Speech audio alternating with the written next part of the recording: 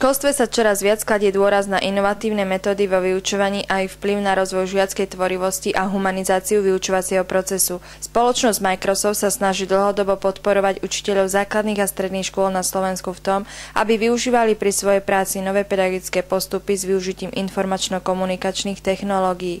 Žiaci základnej školy Rudolfa Dillonga v Trstenej sú prvými na Slovensku, ktorí budú mať možnosť používať na hodine a doma svoj vlastný notebook.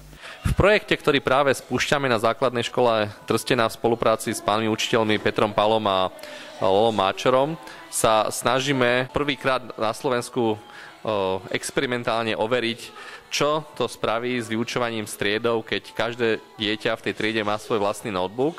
V rámci tohto projektu sme teda zakúpili notebooky pre všetkých žiakov v 2. A triede a veríme, že pán učiteľ spolu so svojimi deťmi overí, aký prínos tieto notebooky budú mať pre vyučovanie. Základná škola Rudolfa Dillonga v Trstenej a učitelia, ktorí na nej pôsobia, patria k najinovatívnejším učiteľom na Slovensku. Dlhodobo experimentujú a overujú možnosti využívania informačno-komunikačných technológií vo vzdelávaní. Chceme skutočne overiť, aký prínos to má, čo to znamená v slovenských podmienkách, lebo určite tam budú nielen prínosy, ale možno aj, budú tam aj nejaké úskalia, na ktoré narazia, a aby učitelia a školy, ktoré by sa chceli vydať touto cestou v budúcnosti, aby vedeli, na čo majú byť pripravení.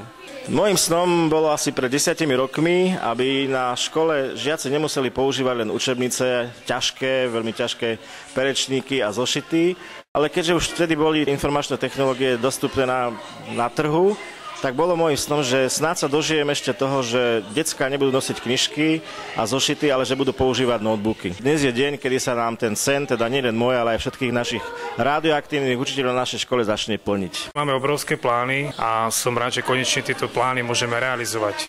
V prvom rade to uľahčí a zefektívni vyučovací proces.